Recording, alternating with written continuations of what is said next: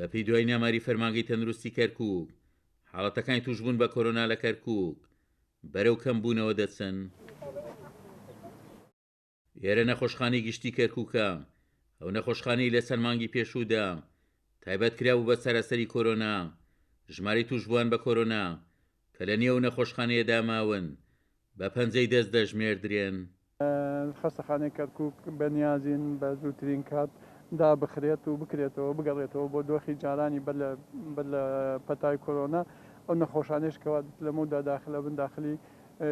شەفای چواردا بن کە لە خوارد و کەرکووکە ئەو خەستەخانێکە تایبەتە بە کۆرۆنامێکێکە لە ئینەکان لە ئامادەکاریەکان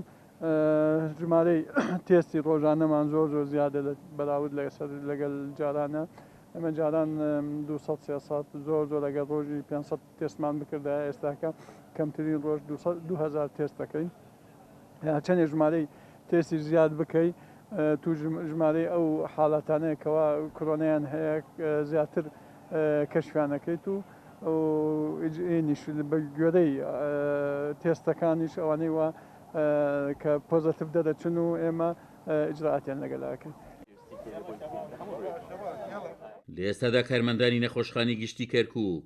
کەمێک پشویان داوە و لە جەنجاڵی چەند مانگی ڕابردووی فریاکەوتنی توشبووانی کۆرۆنا هەناسێکی ئازادیان هەڵمژیوە و وەک خۆیان دەڵێن تا دێ نەخۆشەکانیان کەمتر دەبنەوە. ئێمە وەکو کارمەندانی تەندروستی ئێوە خۆتان دەتەواو نزیکەی بۆ ماوەی ساڵێکە ئێمە لەگەڵ ئەم ڤایرۆسەداین و لە ناو نەخۆشخانەکان بۆ ماوەیەک زۆرە کۆمەڵێک نەخۆش ڕۆژانە سەردانمانەکەن لە بیستی تێپەڕادار ڕەدهەیەکی هەر قاوشێکی ئێستا الحەمدولیلا بەرەو کەمبوونەوە ئەچێت نەخۆشەکانمان کەمی کردووە ئەمڕۆ تقریبەن 7 نەخۆش بۆ 6 نەخۆشمانەیە و بەرەو چاکبوونەوە شەڕۆن ئینشاءڵڵا و بەرە باش بوونە الحەمدولیلا و هیوادارین پابەندی ڕێنمایەکان بن هاوڵاتیان مای ئەوە نییە کە ئێماڵین بەرەو چاکبوونە ڕۆشن و کەمی کردووە تا ئەوان پابەندی ڕێنمایەکان نەبن. بەنسبەت مستەشفای کەرکووکی گشتی هەر کارمەندە و بە پێی توانای خۆی بە پێی بەشی خۆی خزمەتێکی شاری کەرکووکیان بە شاری کەرکووکیان گەیانووە و ڕۆڵێکی زۆر باشیان هەبووە بەڵام داواکارین لە خەڵک هەرچەندێک کەمەوە بووە بەڵام پێویستە مەسەلەن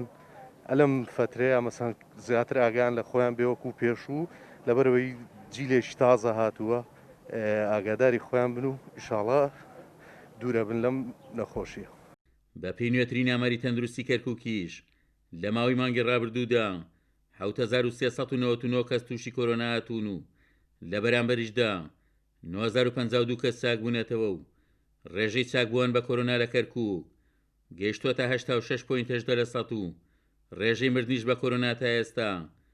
2.58%. عومەر غەریب، کورسات نیوز، کەرکووک.